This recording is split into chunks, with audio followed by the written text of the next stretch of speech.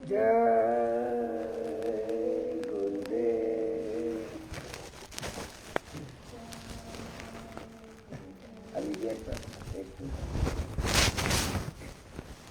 मत खोलो गुरुजी मेरा खाता,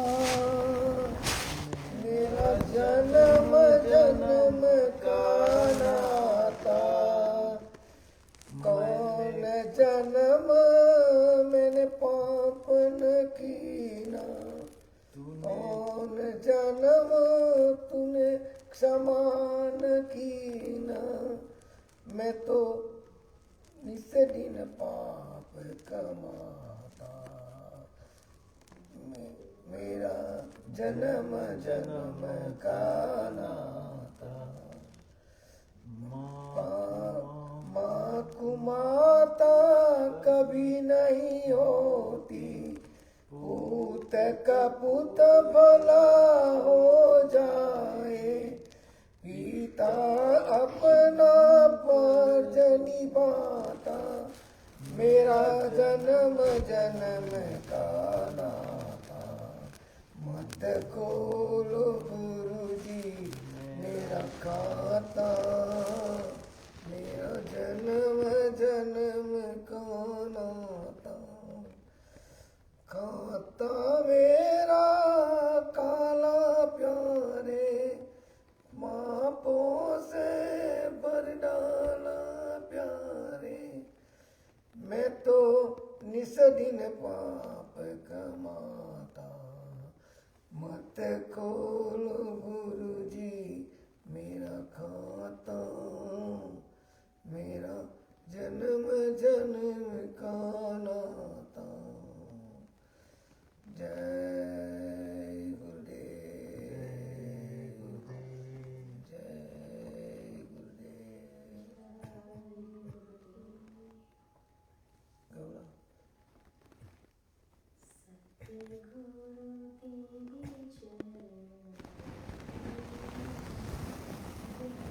धूल जो मिल जाए, बस मेरी तकदीर सवर जाए। गुरु तेरे चरणों की गर धूल जो मिल जाए। सुनते हैं तेरी रहमत दिन रात बरसती है। एक बूंद जो मिल जाए, मन शीतल खिल जाए। सतगुरु तेरे चरणों की गर धूल जो मिल जाए। ये मन बड़ा चंचल है, कैसे इसे समझाऊं। जितना उसे समझाऊं उतना ही मचल जाए। सतगुरु तेरे चरणों की गर धूल जो मिल जाए। सतगुरु मेरे दिल की बस एक तमन्ना है, तुम सामने हो मेरे, मेरा दम ही निकल जाए। सतगुरु तेरे चरणों की गर धूल जो मिल जाए। जय गुरुदेव। Entry sensor open.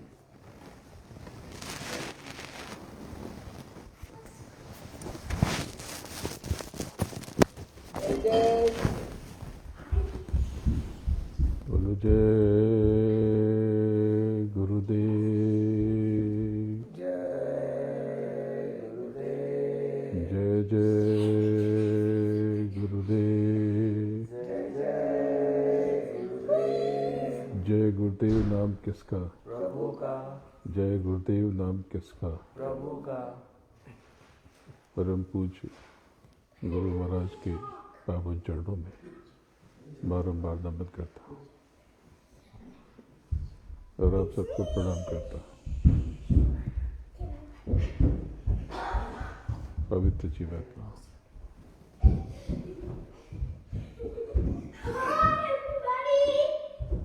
इस मानव तन को अगर आपने समझ लिया,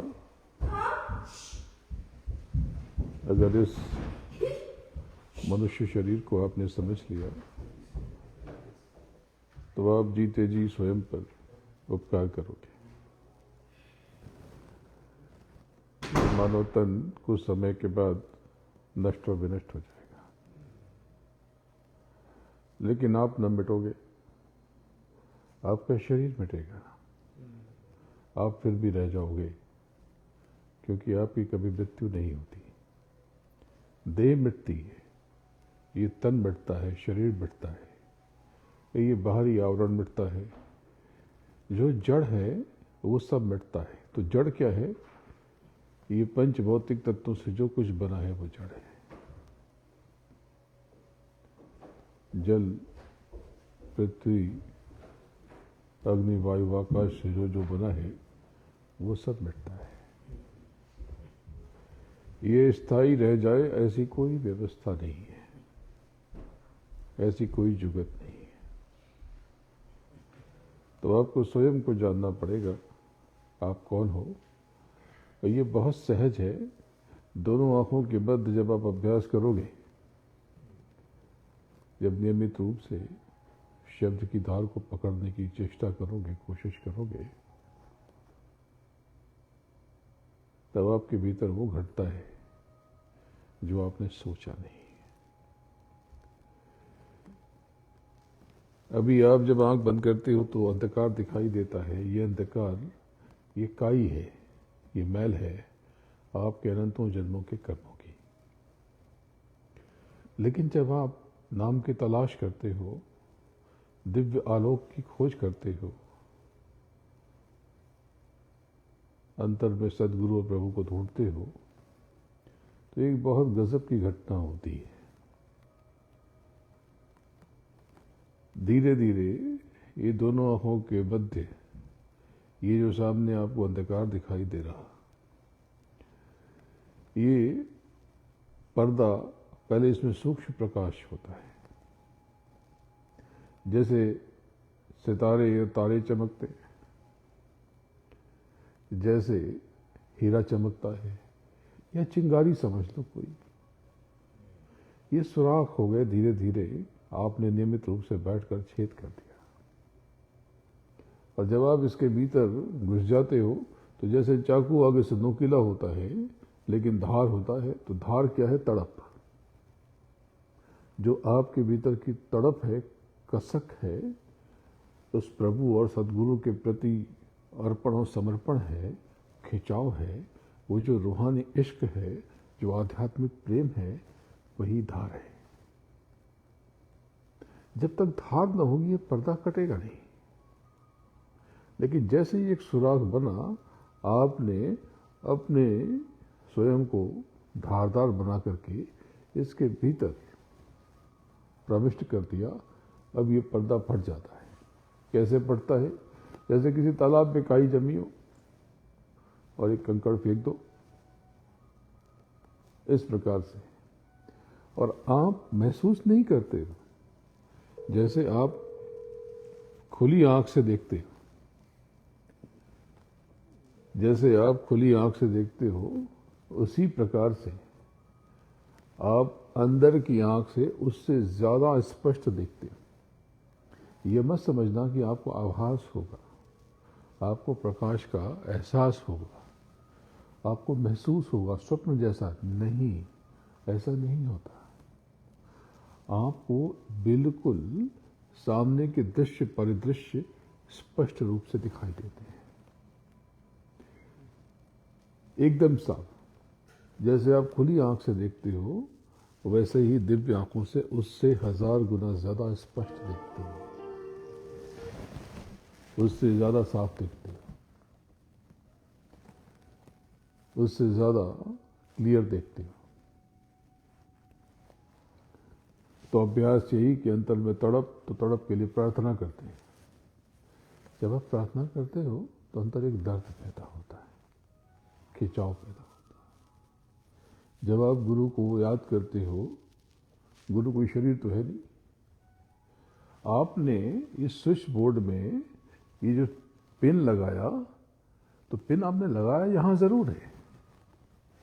ये जो बोर्ड है वो सफ़ेद है या काला है, नीला है, पीला है, हरा गुलाबी है, बैगनी है या किसी और रंग का है, लेकिन आपने लगाया यहाँ ज़रूर है। लेकिन उसमें जो पावर सप्लाई है वो बिजली कंपनी से आ रही, जो करंट है वो पावर हाउस से आ रहा। तो जब आप यहाँ पर संपर्क करते हो तो पावर हाउस से बिजली, वो तरंगे, वो करंट तारों से बहता हुआ आपके डिवाइस तक, आपके अंत तक पहुँच जाता है। इसी प्रकार से जब आप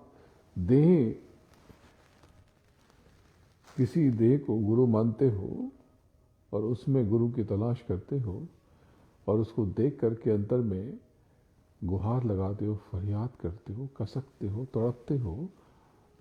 अंग्रेजी में एक शब्द है मिस करना, मिस करते हो। ये जो तड़पन है,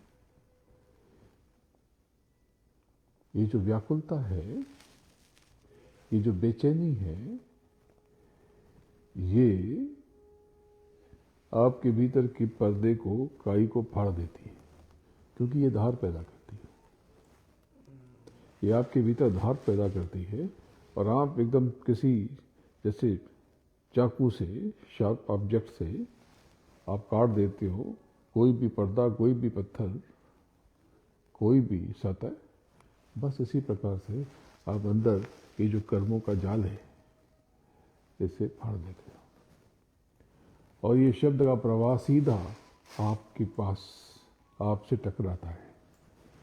ये जो शब्द है, नाम है, ये जिसको ब्रह्मनाद कहते हो, ये आपके चारों तरफ है। मैं बार बार समझाता हूँ, सबसे आसान तरीके में मैं ये बताता हूँ जो अब तक किसी ने नहीं बताया, कि नाम क्या है। जैसे वाईफाई की वेव्स हैं, तरंगे यहाँ पर हैं, लेकिन आपके फ़ोन में क्यों नहीं आ रहा वाईफाई? क्योंकि आप अंतर में उतरे नहीं, यानी सेटिंग में गए नहीं और सेटिंग में जाकर के स्पर्श किया नहीं, आपने अलाउ किया नहीं, अनुमति दी नहीं, और आप कहते हो कि वाईफाई हो तो आ जाए मेरे फ़ोन में। तो ऐसे तो वाईफाई कभी भी कनेक्ट नहीं होगा, कभी नहीं होगा। आप वाईफाई डिवाइस के ऊपर भी फ़ोन रख दो, कभी नहीं होगा। इसलिए आपने देखा होगा कि महापुरुषों के आसपास रहने वाले लोग कई बार अजीब अजीब विचित्र हरकतें करते हैं। तब हमें अभाव होता है कि अरे ये महापुरुषों के पास रहने वाले लोग ही जब इनको ही आत्मज्ञान नहीं होता, हमें कैसे होगा? ये बिल्कुल उसी तरह से है कि वाईफाई की राउटर के ऊपर आप मोबाइल रख दो, तो आप स्वयं विचार करो कि क्या वो डिवाइस से वेव्स कनेक्ट हो जाएंगी? कभी नहीं होंगी, कभी नहीं होंगी। आपको अभाव यही होता है ना कि ये जीवन भर रहे गुरु महाराज के पास में, जब इनको ही नहीं हुआ तो हमें कैसे होगा? उनको इसलिए नहीं हुआ कि उन्होंने खुद को कनेक्ट नहीं किया, और कनेक्ट होने के लिए डिवाइस के ऊपर बैठ जाना जरूरी नहीं होता। दूर रह करके, परे हो करके, पृथक जाकर के भी वाईफाई से कनेक्ट हुआ जा सकता है। और सही विधि तो यही है कि वाईफाई को दूर से ग्रहण करो, पास जाकर के पासवर्ड ले लो। कई बार वाईफाई की डिवाइस के या राउटर के पीछे लिखा होता है, पास गए, पासवर्ड लिया, फिर दूर से कनेक्ट हो गए। कनेक्शन क्या है? I am ready. तो उसमें दबाते उसका यही तो अर्थ होता है ना कि एग्री, एग्री। बस अंतर में इसी प्रकार से कहना है। और पास में गुरु के गए और नाम का दान लिया, यानी वाईफाई का पासवर्ड लिया, और अंतर में गए उस पासवर्ड को डायल कर दिया और एक्सेप्ट किया, एग्री, एक्सेप्ट, यानी मैं तैयार हूं। उस परम चेतना में लीन विलीन होने के लिए आई एम रेडी। बाकी तेरी मर्जी, तू जाने, तेरा काम जाने, तू जिलाए तो जीऊं, मारे तो मर जाऊं। जैसे रखना है रख, तेरी रहमत पे यकीन है मुझे, क्योंकि तू रहमान है। और मैं तो इंसान भी नहीं, इंसानों की खूबियां भी नहीं। मैंने तो तुझ पे ही संदेह किया, मैंने तो तुझ में ही कमी ढूंढी। ये मानव का स्वभाव है, इस मसालों का कमाल है, कलाकारी है। इंसान अपनी कमी नहीं ढूंढता। जब वो गुरु को खोजता है या गुरु तक पहुंचता है तो गुरु को परखता है और सबसे पहले उसकी कमियां तलाश करता है। अब दूसरों की कमियों को ढूंढते हैं, दूसरों की बुराइयों को ढूंढते हैं। बुरा जो देखन मैं चला, बुरा न मिलया कोई, और अपने भीतर देखा तो मुझसे बुरा न कोई। स्वयं को आप क्या समझते हो? बहुत बड़ी हस्ती समझते हो? आप हो क्या? आपकी देह गंदगी का अंबार है। आपने सुंदर सुंदर फल खाए, कितने सुंदर थे। पकवान व्यंजन कितने तरीके से सलीके से सजाए गए थे। दही बड़े पर मसाले छिड़के गए थे, अनार के दाने डाले गए थे। कचौड़ी पर या किसी और पदार्थ पर कितनी सजावट की गई थी। और कुल्फी के ऊपर फालूदा छिड़का गया था, उस पे रोज के पेटल्स, पंखुड़ियां डाली गई थी। कितना सुंदर सजाया गया था ना। फल को देखो, स्ट्रॉबेरी को देखो, ऑरेंज को देखो, एप्पल को देखो, कितना सुंदर स्निग्ध। और इसे जैसे ही आपने अंदर डाला, क्या बन गया? वो मल बन गया। अब उसे आप देख भी नहीं सकते। वो जब विसर्जन करोगे तो बिना देखे ही आप फ्लश करते हो। तो कहीं पड़ा हो तो देख के उपकाई आती। ये लिए घूमते हो दिन भर, ये तो आपकी हालत है। इतने महान हुआ, स्वयं पे क्या अभिमान करते हो? स्वयं पे किस बात पे घमंड करते हो? आपके भीतर है क्या? विचारों में गंदगी, ख्यालों में गंदगी। आपके देह से, आंखों से, कानों से, मुख से जो निकल रहा वो गंदा।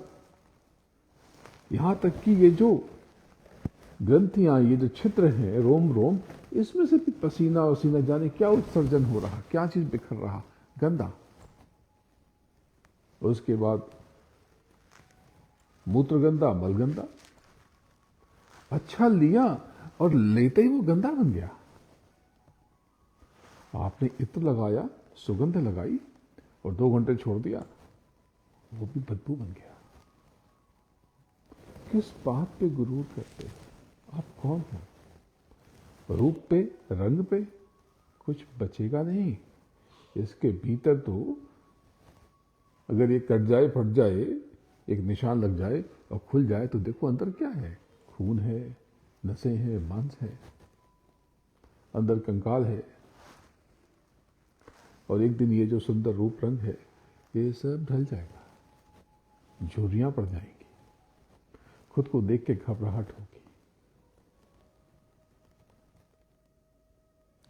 और उस पर से भी आपने और गंदगी में और गंदा मिला दिया, यानी आपने विचारों को गंदा कर दिया, दूसरों में गंदगी देखी।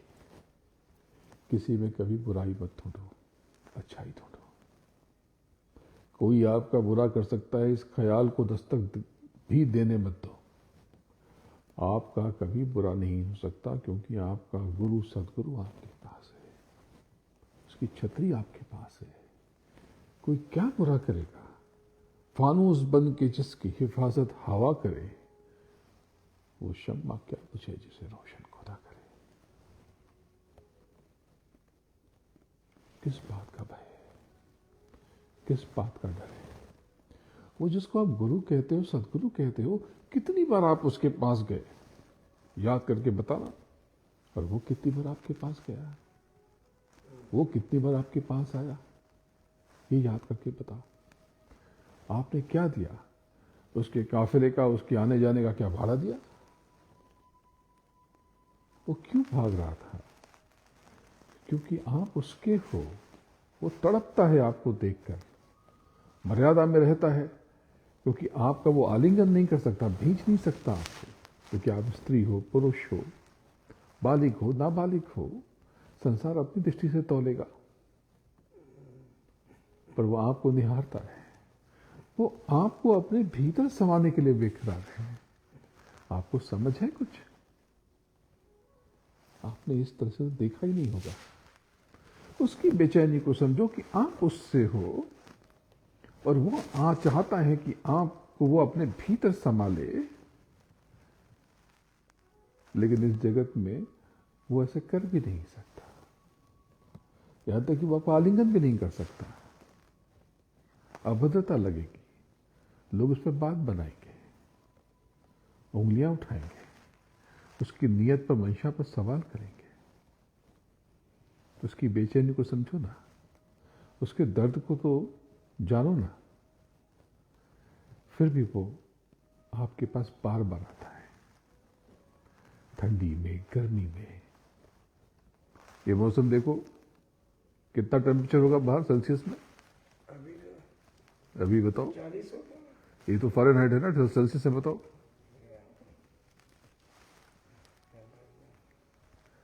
जो भी होगा, कितनी ठंडक है बाहर। अभी प्रतीक जी बाहर से आए, कितनी ठंडक है बाहर। आप स्वयं विचार करो। मैं तो गुरु हूं नहीं, मैं तो गुरु महाराज के चरणों के रज हूं। तो एक बात समझ लो कि आपको बड़ा बनना है। आपको धर्म आध्यात्म बाद में सिखाता हूं, आपको मैं अच्छा जीवन देता हूं, आपको बेहतर से बेहतर जीवन दूंगा। कभी भी ये मत कहना कि मैं बहुत परेशान हूं। आपसे गलती क्या होती है कि आप भगवान की, प्रभु की प्रतिमा या चित्र के सामने बैठ जाते हो और आप कहते हो कि मैं बहुत दुखी हूं। विज्ञान कहता है कि जब आप सो जाते हो, यानी 0.5 से 4 हर्ट्ज तक का जो स्तर है, लेवल है, वो डेल्टा है। इसमें आप सो जाते हो। जो आप सोते हो तो आप इसमें होते हो, और इसमें जब आप जाते हो तो अंदर किसी ध्वनि में, तरंग में आप गोते लगाते हो। इसीलिए आप जब सोते हो चैन से, तो आप क्या कहते हो? Sound sleep, sound sleep. हम कहते हैं, लेकिन हम समझते नहीं हैं कि हमारे भीतर ध्वनि है, उस ध्वनि में गोते लगाते हैं। हम कहते हैं इनके यहां ओम नहीं है, लेकिन फिर भी इनके यहां ओमनी प्रेजेंट है। ओमनी से बहुत सारे शब्द हैं। सर्वव्यापी, यानी ओमनी में ओम है। ये ओम कहां से आया इनके पास? कई सारे शब्द हैं। अभी मैं ढूंढ रहा था रास्ते में, जब मैं सड़क मार्ग से आ रहा था यहां तक आने के लिए, तो इनके पास तो ओम नहीं है, लेकिन ओमनी प्रेजेंट तो है। तो कभी ओम रहा होगा इनके पास, आज नहीं है।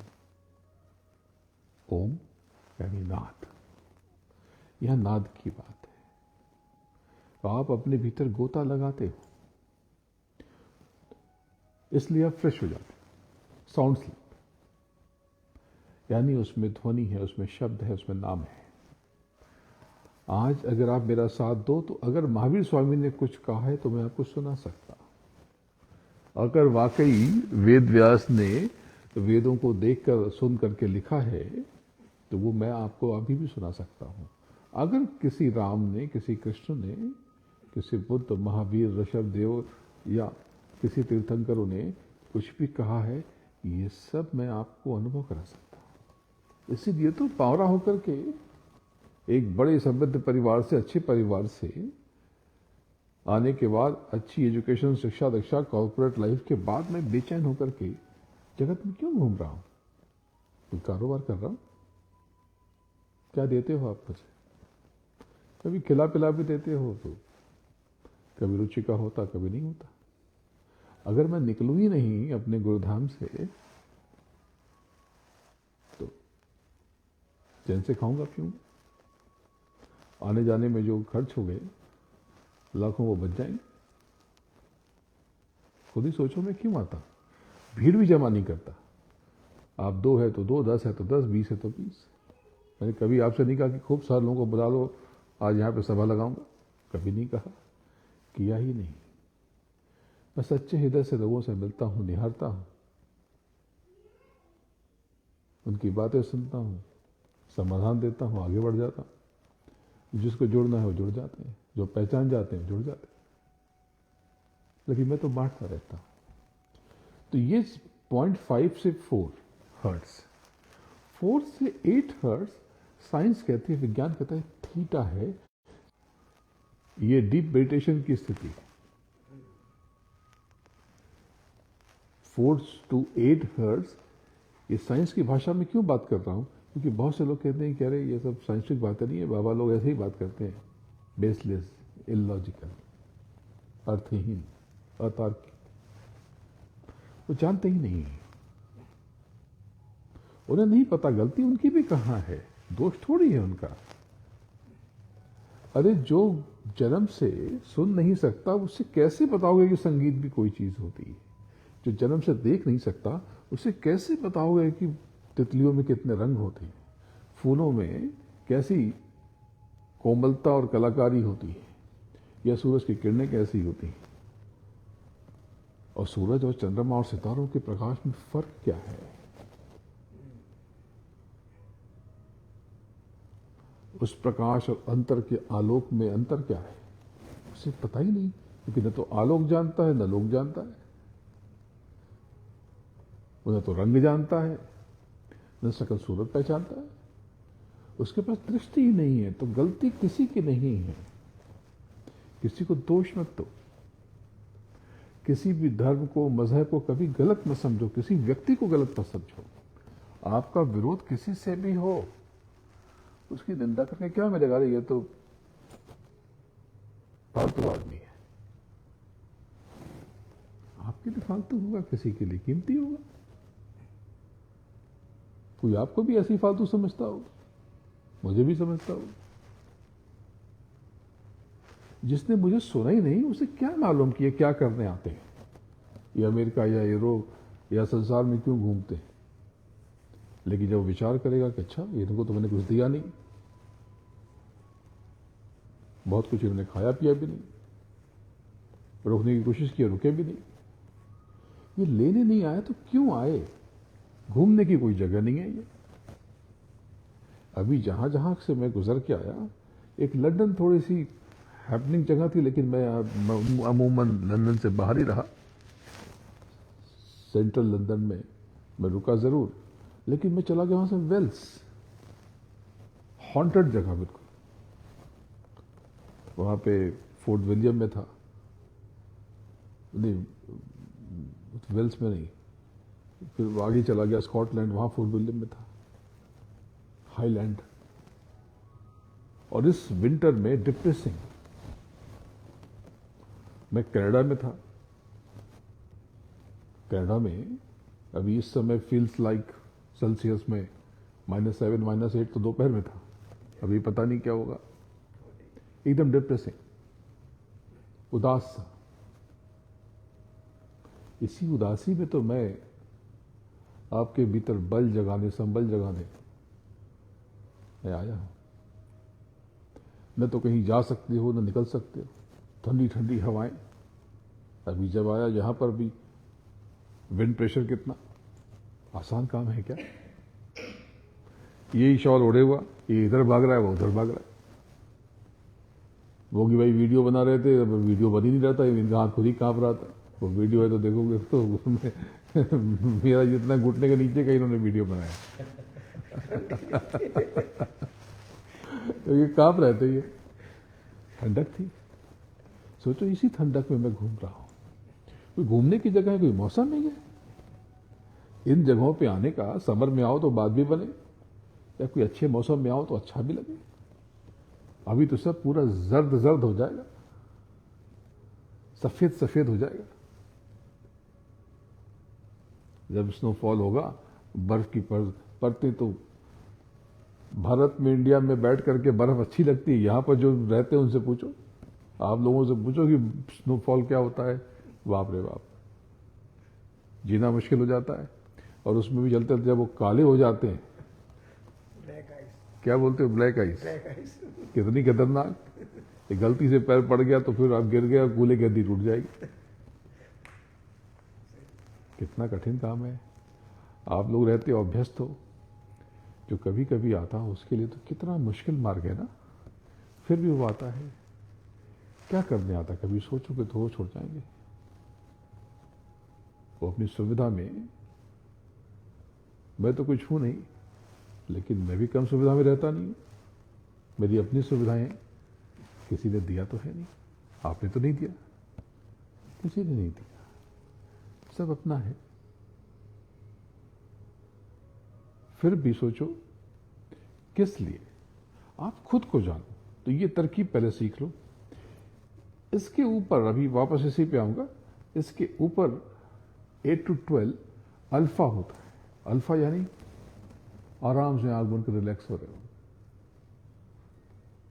ना अपने स्टोर में हो, ना ऑफिस में हो, ना हिसाब किताब में हो, बस थोड़ा सा स्ट्रेस कम कर रहे हो, एक कॉफी का प्याला लिया, आंख बंद करके सोचा, हल्का म्यूजिक सुन रहे हो, कहीं खो गए, यानी उतना एक्टिव नहीं हो, जगे हुए हो। ये अल्फा है। अंदर जा रहे हो, अपने भीतर जा रहे हो, अल्फा है, यानी 8 to 12 है। लेकिन मैं आपसे अगर बात कर रहा हूं, अभी मेरी आंख खुल जाए, अभी आंख मेरी बंद है, तो मैं कहीं पर कुछ महसूस कर रहा हूं, तो कई बार मैं 12 के नीचे चला जाता, कई बार 12 के आसपास आ जाता। तो ज़रा डीप में चला जाता हूं तो हो सकता है कि 8 के नीचे चला जाऊं। 8 हर्ट्स, जब मैं 8 कह रहा हूं, 12 कह रहा हूं, तो 12 हर्ट्स। ये उनके लिए है जो साइंस की बात समझते हैं, जिनको ये लगता है कि ये आध्यात्मिक बातें अतार्किक हैं, लॉजिक नहीं है इसमें, ये उनके लिए है। बाकी तो मैं वेद भी सुनाऊंगा, पुराण भी सुनाऊंगा, सारे ग्रंथ सुनाऊं, मैं तो आपको बैठे घंटों घंटों सुनाऊं, लेकिन उन बातों का अर्थ क्या है, जिस भाषा आपको समझ में ना आए। मैं प्राकृत की बातें करूं तो आपको तो पता ही नहीं प्राकृत भाषा कौन सी है। पाली की बात करूं, आपको संस्कृत तो आती ही नहीं, बाकी पाली और प्राकृत क्या करोगे यार। जब आपसे हम बात करते हैं, कारोबार करते हैं, तो अब ये थोड़ा 13-14 पे होंगे, जो बहुत शार्प बिजनेसमैन है, एकदम बिल्कुल दूर तक की सोचते हैं, शायद वो 15, 16, 17 पे सोचते हो। या और बड़े कारोबारी हैं, राजनीतिज्ञ हैं, जो तिगड़म जानते हैं, वो शायद वो 20, 22, 24 पे, या साइंटिस्ट शायद वो 26, 27 पे। 30 तक, 30 से 40 बहुत शार्प बातें होंगी, लेकिन 30 तक या 40 तक, 30 तक ये बीटा है। 12 से लेकर के 30 तक, कई बार 40 भी होता है, कुछ कुछ हिस्सा 30 के ऊपर भी हो सकता है, लेकिन 30-40 के ऊपर 100 तक ये गामा है। ये प्रज्ञा की स्थिति है। ये वही स्थिति है जब महावीर को लग्जरी से नीचे चलने पर प्रेरित कर देती है। भाई आपके पास कुछ नहीं है, आप प्रभु का नाम ले रहे हैं, तो कोई खास बात नहीं है, चलो ठीक है।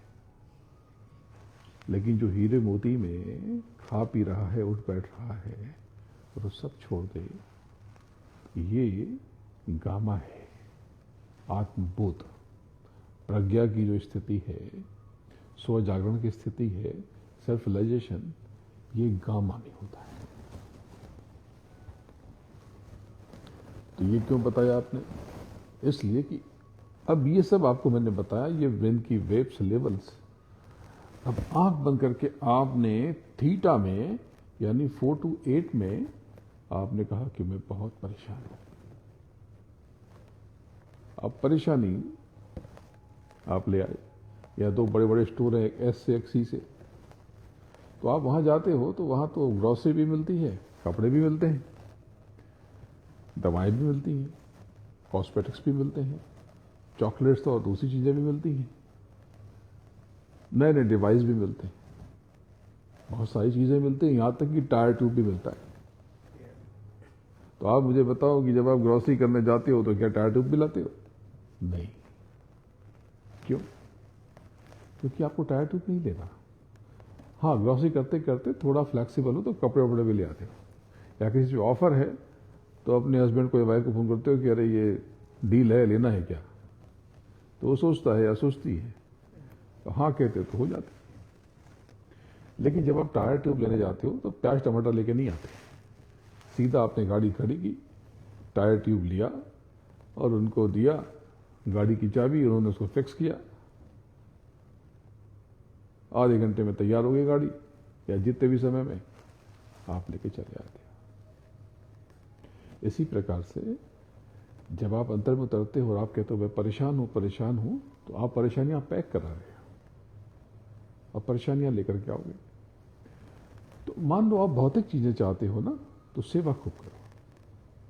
सेवा का कोई बहाना, कोई अवसर मत जाने दो। तो ये क्या हो गया, ये बिल्कुल जैसे आपने कि कैश आपने जनरेट कर लिया। अब इस कैश को इस्तेमाल कैसे करना है, तो आप जाते हो खरीद के ले आते हो। बस इसी प्रकार से आप थीटा में जाओ और जो आपने कर्मा किए हैं पॉजिटिव, आप उससे जो जो चाहते हो उसको विजुलाइज करो, देखना शुरू करो कि ये सब हो चुका है। अगर आपको आत्मबोध चाहिए तो आप महसूस करो कि आपके ऊपर गुरु की दया हो रही और आप ऊपर के स्तर पर पहुंचते जा रहे हैं। लेकिन आप वेल्थ चाहते हो, फिजिकल वेल्थ, मिटने वाली छूटने वाली चीजें, तो आप ये इमेजिन करो कि मेरा बहुत बड़ा कारोबार है, ये चीजें हैं, बहुत सारे एम्प्लॉइज हैं, बहुत सैलरी बांट रहा हूं, बहुत चैरिटी कर रहा हूं, खूब हंस रहे हैं, गा रहे हैं, बच्चे बहुत अच्छे हैं, वेल प्लेस्ड। ये आपको इनकैश करने की टेक्निक बता दें, क्योंकि आप कहते हो कि सब प्रभु की मर्जी से होता है, सब अपने आप होता है। नहीं, प्रभु तो एक व्यवस्था है, अरेंजमेंट है। यहां पे रूल्स बने हुए, कर्म प्रधान विश्व रचि राखा, जो जस करई सुई तस फल जाखा। तो जो जस करई तो कैसे करई, यानी जो जस करे, जो जैसा करे, कैसे करे, ये यहां से करे। एग्जैक्ट क्यों नहीं होता आपका सोचा हुआ, और जो नहीं सोचो वो हो जाता है। कैसे, कौन करता है ये? पूरे ऊपर कोई बैठा है, कोई बैठ के नहीं कर रहा, ये आप खुद ही कर रहे हो। तो अब मैंने बता दिया। अगर कोई चाहता है कि उसका जो बच्चा उसके घर में जन्म लेने वाला है और बहुत बड़ा वैज्ञानिक हो, साइंटिस्ट हो, मैथमेटिशियन हो, उसकी शुरुआत जन्म के पहले से होगी। पहले आप ये ख्याल करेंगे, ये विचार करेंगे, सेवा करेंगे और सेवा को इनकरेज करेंगे। सेवा क्या है? कर्मा, अच्छे कर्मा, बुरे कर्मा। अब कंसीव करने के पहले से लेकर के बाद तक, अब जो माँ है, आप उसको ऐसे काम कुछ दिन में 10 मिनट 5 मिनट करने के लिए प्रेरित करो जिसमें मस्तिष्क का बहुत इस्तेमाल हो।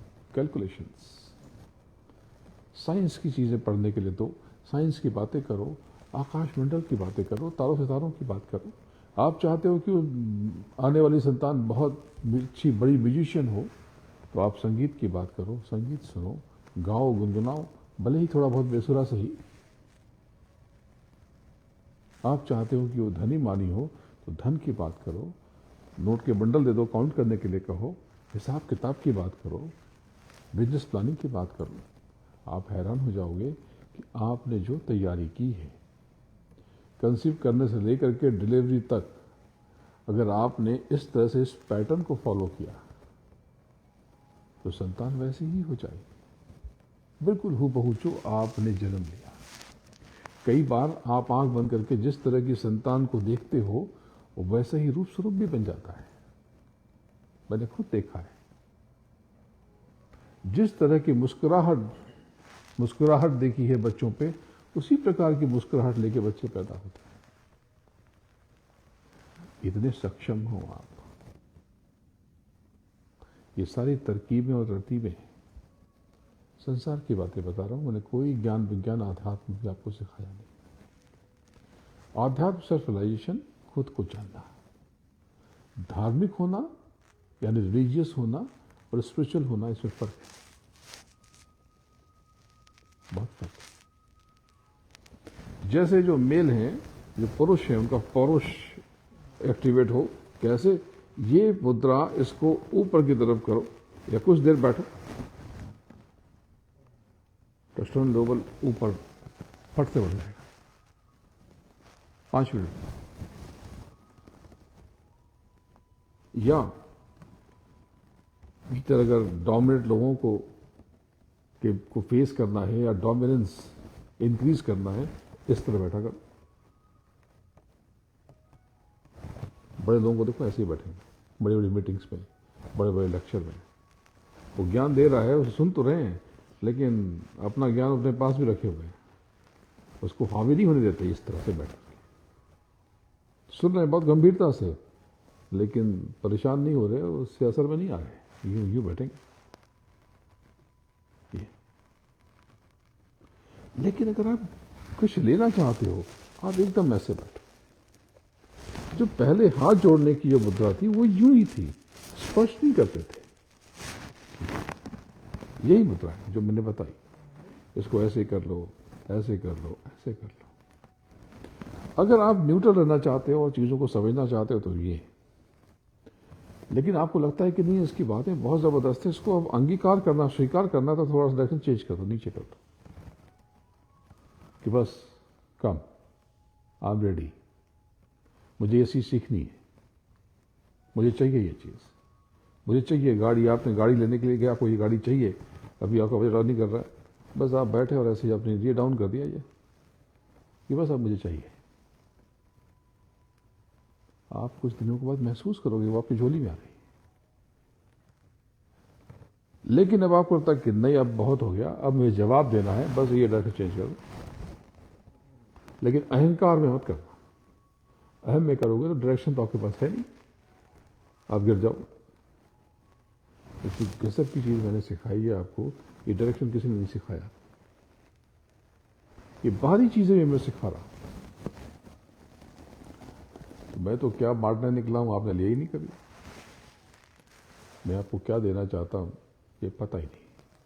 तो आपके भीतर में यहां पर भी एक दिव्य दृष्टि, इसको थर्ड आई कहते हैं, ज्ञान चक्षु कहते हैं, शून्यता कहते हैं। अरे इसको ट्राई तो करो, दिखता है, ये खुल जाता है। और जो आप खुली आंख से देखते हो, ज्यादातर मुझसे बहुत ज्यादा क्लियर आप बंद आंख से देखते हो।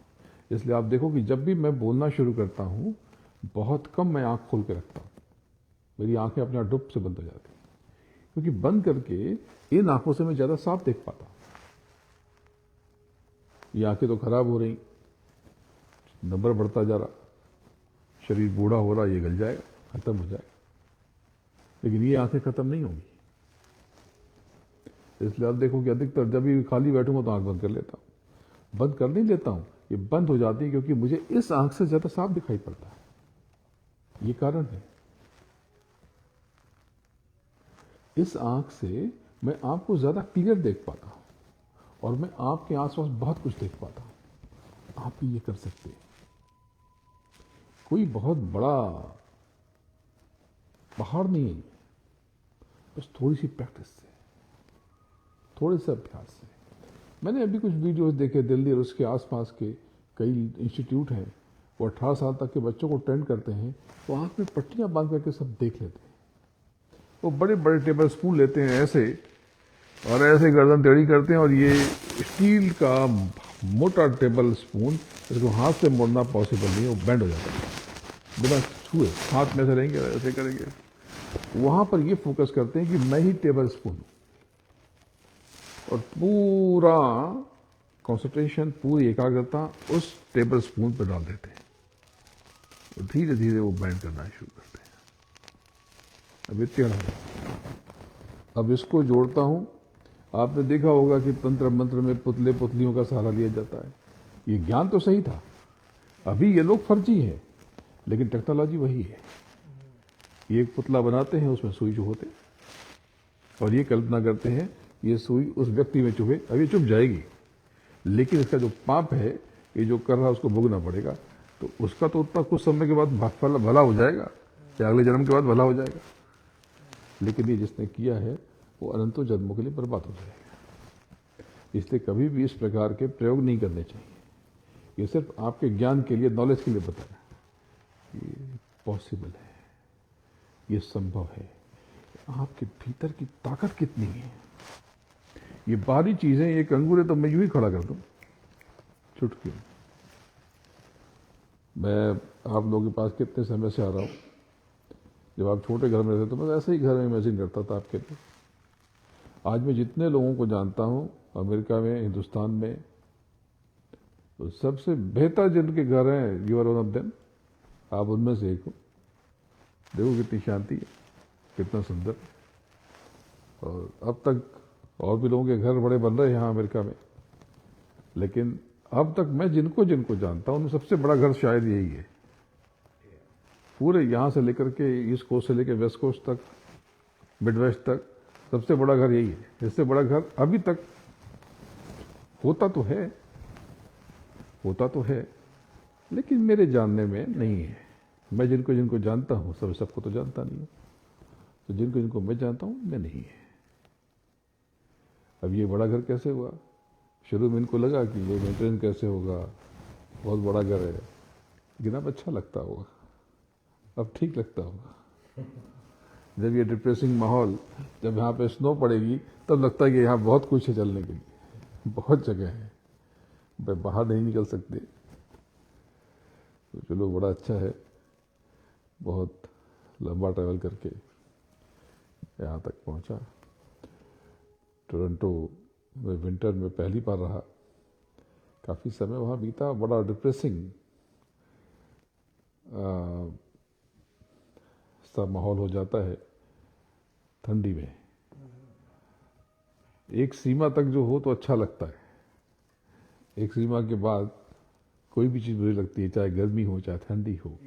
इसी प्रकार से सुख शांति भी एक सीमा तक अच्छी होती है। बहुत अच्छी ड्राई फ्रूट बहुत बढ़िया पुलाव में डालते हो तो कितना अच्छा लगता है। थोड़े से 4 से 8 कैश्यू नट डाल दिए, थोड़े से किशमिश डाल दिए, थोड़ा सैफरन डाल दिए, तो कितनी बढ़िया पुलाव बनता है, बिरयानी बनती है।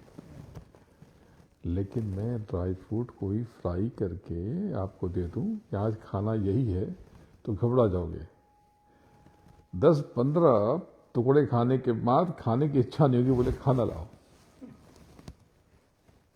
मैं आज आपको खाने की जगह, सब्जी की जगह, पुलाव की जगह, दाल की जगह, चावल की जगह मैं आपको सैफरन खिलाऊं, केसर। आप पागल हो जाओगे, ये क्या मजाक है। यानी जिसको हम अच्छा समझते हैं उसकी पराकाष्ठा कितनी भयानक होगी, सोचो। आप धन संपत्ति के पीछे भाग रहे हो, जब उसकी पराकाष्ठा हो जाएगी तो बहुत दर्दनाक होती है। बहुत पैसा हो जाना बहुत पीड़ादायक होता है। आपको हमेशा डर लगता है कि कहीं आपका मर्डर ना हो जाए, कहीं फ्रॉड ना हो जाए, कहीं चोरी ना हो जाए। आप डरे रहते हो, घबराए रहते हो, कोई पॉलिटिशियन ना लूट ले, कोई क्रिमिनल ना लूट ले। आपको चिंता रहती है कि कोई किडनैप ना हो जाए। इसलिए आप देखो, जितने धनी मानी लोग हैं, बड़े लोग हैं, वो बहुत कॉन्फिडेंट नजर नहीं आते, परेशान नजर आते हैं, रेस्टलेस हैं, बेचैन हैं, चेहरा घबराया हुआ है, चेहरे पे शांति नहीं है, उनके सुख नहीं है।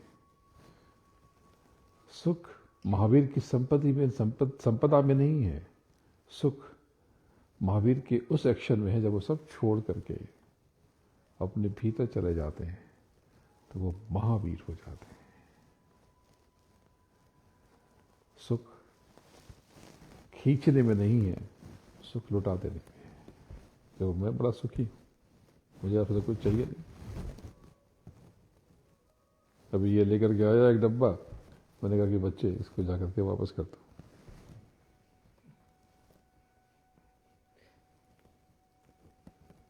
चलिए, बड़ा अच्छा है, आप सबके पास आके बहुत सुख मिला। बोलो जय गुरुदेव, जय जय गुरुदेव। जय गुरुदेव नाम किसका? गुरु महाराज के चरणों में नमन करता हूँ और आप सबको प्रणाम करता हूँ।